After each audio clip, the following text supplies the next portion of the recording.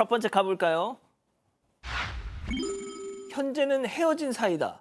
자, 지난주에 이 배우 송다은 씨가 본인 SNS에 이 BTS 지민 씨와의 영상을 올리면서 한때 이게 뭘 의미하느냐 놓고 설왕설래가 많았죠. 자, 논란 나흘 만에 지민 씨 측 입장이 전해졌습니다. 네, 맞습니다. 지난달 27일에 배우 송다은 씨가 SNS 계정에 방탄소년단 멤버 지민의 집 엘리베이터 앞에서 찍은 영상을 올리면서 두 사람의 열애설이 제기됐었는데요. 지민 측에서 별다른 입장을 표명하지 않고 있다가 논란 4일 만에 입장을 밝혔습니다. 과거 교제했던 사이임을 인정하면서도 현재는 헤어진 사이라고 밝혔는데요.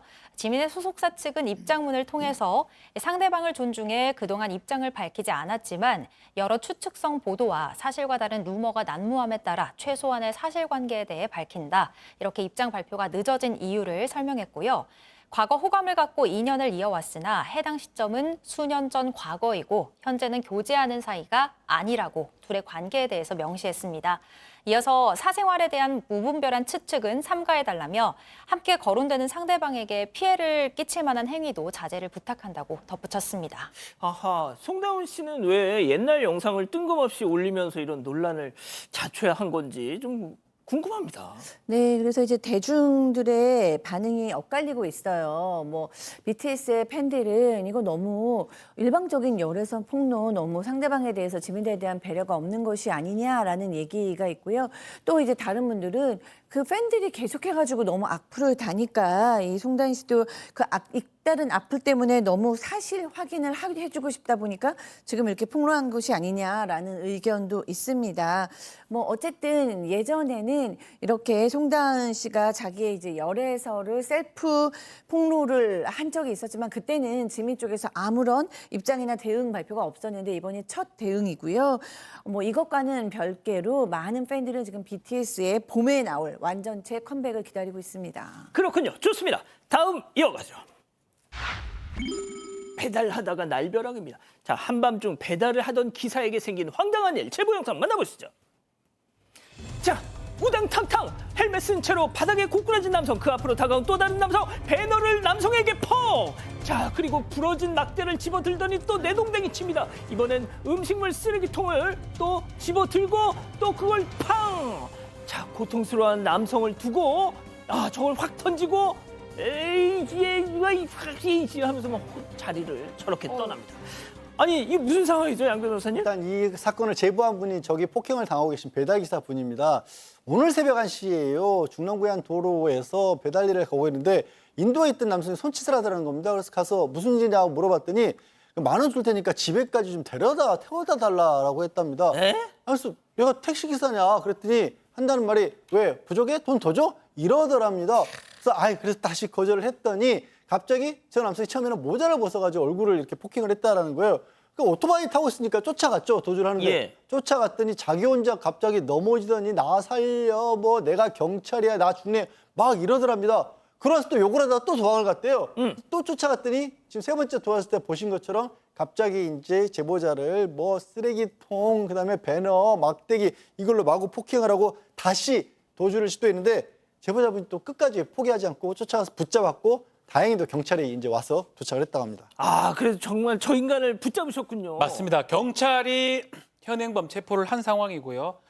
이 남성 당시 술에 너무 많이 취해 있던 것 같습니다. 아직 사건 수사 중이면 뭐 폭행, 상해죄 이런 게 성립할 수 있는데 일단 제보자가 다발성, 타박상, 찰과상 많이 좀 상처를 입었습니다. 병원 치료를 받고 있고요. 그리고 지금 조사 중인 그런 상황입니다. 뒷좌석에서 쿨쿨 릅니다. 자, 공유차를 이용하려다 맞닥뜨린 충격적인 상황 제보 영상 만나보시죠. 띠링! 예약해놓은 공유차가 아침 일찍 도착한다는 문자입니다. 자, 나가봤죠. 잠시 뒤 약속된 주차장이 아닌 도로 위에 세워져 있는 렌터카를 발견. 자, 그런데 문을 열어봤더니 누구냐 넌? 차 뒷좌석에서 새근새근 잠들어 있는 의문의 남자. 심지어 운전석에는 남성이 신던 신발에 양말까지 휙 고이 내팽개쳐져 있는데요. 아니, 요즘에 공유차 부르면 성인 남성도 옵션으로 넣어주나요? 저게 옵션이겠습니까? 자, 지난달 18일 오전 10시쯤 경기도 분당에서 일어난 일입니다. 제보자가 가족과 여름 휴가를 가기 위해서 공유 차량 어플로 공유차를 예약을 했습니다.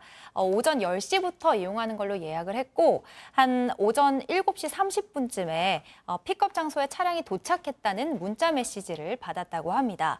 그런데 2시간 뒤에 차를 찾으러 갔는데 예약한 장소에 차량이 안 보였다고 해요. 그래서 상담원에게 전화를 했더니 탁송기사와 연락해보겠다는 답장을 받았습니다. 그 사이에 예약한 시간이 지나서 다시 연락을 했더니 이번엔 주변을 한번 살펴보라는 답변이 왔습니다. 그래서 찾아보니까 원래 있어야 할 주차장이 아닌 저렇게 인근 길가에 공유차가 주차돼 있었습니다. 얼른 가서 차문을 열었는데 차 안에 신발, 쓰레기가 널브러져 있고 악취까지 올라왔고요. 뒷문을 열었더니 뒷좌석에 저렇게 남성이 술에 취해 잠들어 있었습니다. 이 남성 알고 봤더니 제보자의 공유차를 예약 장소로 옮겨주는 차량 탁송 기사였다고 합니다. 제보자는 처음에 남성을 보고 죽은 줄 알고 심장이 철렁했다고 신경을 전했습니다. 아니 탁송 기사인 것도 놀라운데 음주운전한 채 네. 차를 끌고 왔어요? 죽진 않았어요. 음주를 했을 뿐입니다. 공유업체 당연히 연락을 했죠. 뭐 이상한 사람이 다 있다. 이러니까 인근 주차장에 있는 다른 다른 공유 차량을 이제 제공을 받았고, 다만 또 할인도 좀 받긴 받았다고 합니다. 원하는 차량이 아니라서 그런 것도 있는 것 같아요. 말도 안 되니까 문제 제기를 했습니다. 어떻게 음주운전한 게 말이 되냐라고 얘기하니까 자신들이 탁송 기사는 업체에 음주한 적 없다라고 하면서 징계를 하겠다라고 얘기를 했다라고 합니다. 아마 블랙박스 보면 지금 다 알 수 있거든요, 사실은. 그럼요. 술을 했는지 안 했는지, 운전했는지 안 했는지. 이런데도 애매하게 처리한 게 답답하다라는 게 제보자의 설명입니다. 맨날 술이야. 집단 지성의 판단을 받아보고 싶으시다면서 제보해 주신 사연 함께 들어보시죠. 안녕하세요. 저는 결혼 10년 차이자 두 아이의 엄마인 30대 여성입니다. 남편은 술을 좋아해서 연애 때부터 같이 자주 술을 마셨어요. 그런데 결혼 후 제가 임신을 했을 때도 남편은 날마다 술을 마시더니 출산 이후에도 육아를 도와주진 않고 매일 술을 마셨습니다. 집에서 혼자 마시기도 하고 저랑 같이 마시기도 하는데요. 제가 종종 다음날 아이들 등원 준비해야 해서 못 마신다고 거절하면 그게 얼마나 힘들다고 그러냐며 서운해하더라고요. 또 문제는 평소에는 적당히 조절해서 마시던 술을 종종 친구들과 만나서 마실 땐 조절하지 못하고 고삐 풀린 망아지처럼 마신다는 겁니다.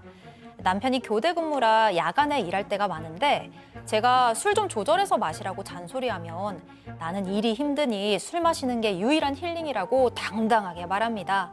집에서 쉴 때마다 술만 마셔대니까 당연히 집안일은 거의 도와주지 않고요. 청소며 빨래, 설거지, 요리, 육아까지 모두 제가 전담하고 남편은 음식물 쓰레기만 버려주는 정도입니다. 제가 좀 도와달라고 하면 식기세척기, 세탁기, 건조기가 하지 않냐고 하네요. 예전에 남편이 설거지를 도와준 적이 있는데 깨끗하게 하지 않아서 제가 다시 해놨더니 그 이후론 어차피 내가 해도 네가 다시 하지 않냐며 안 하는 게 도와주는 거란 말까지 합니다. 저희는 맞벌이라서 저도 매일 일을 하는데 집안일은 안 돕고 술만 마시는 남편 이렇게 놔둬도 되는 겁니까? 자, 따지고 말고 할 게 있을까요? 기다리고 기다리셨던 부처 핸즈타임 6천여 분의 우리 가족 여러분들 채팅창에 X로 함께 참여해 보시죠. 먼저 남편입니다. 여보야, 나 술 좋아해. 인정.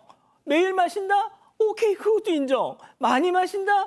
그건 아니지. 딱 기분 좋아지려고 할 때 스톱하잖아. 건강 문제 없잖아. 사고 안 치잖아. 3교대 근무 무지하게 힘들다 그거. 술 한잔 아니면 잠을 못 자요 내가. 막말로 당신도 애 때문에 못 마시는 거지. 신혼 때 매일 같이 마셔놓고 왜 이래 이거 동그라미. 그렇습니다. 다음 사연자 아내예요. 그래, 나도 신혼 때 당신이랑 같이 마셨지. 근데 애 낳고 나이 들면서 난 조절하잖아. 나처럼 당신도 조절하라고. 포금을 하든 안 하든 매일같이 술 마시면 너 간이 남아나겠니? 너 만사 귀찮아하고 움직이기 싫어하는 거 그거 네 몸이 예전 같지 않다는 방증이야. X. 그러니까요, 양 변호사님. 술에는 장사 없다는 말도 있기도 하고요. 저 지금 사연자분이 30대시면 남편분도 그렇게 나이가 많지는 않을 것 같습니다. 그런데 저 정도로 마신다는 건 저는 중독센터에 가봐야 하는 상황이 아닌가 싶어요. 저건 스스로 조절을 못할 정도의 지경에 심하게 걱정되는 상황으로 보입니다, 진짜. 교수님. 네. 아니, 이게 무슨 진짜 옛날에 듣던 이런 얘기잖아요. 왜냐면은 뭐 이렇게 집안일도 안 하고 술도 먹고 뭐 이런 남자들이 지금도 있을 수 있지만 적어도 자기가 그걸 잘못하고 있다는 거는 알아요. 요즘 남편들은.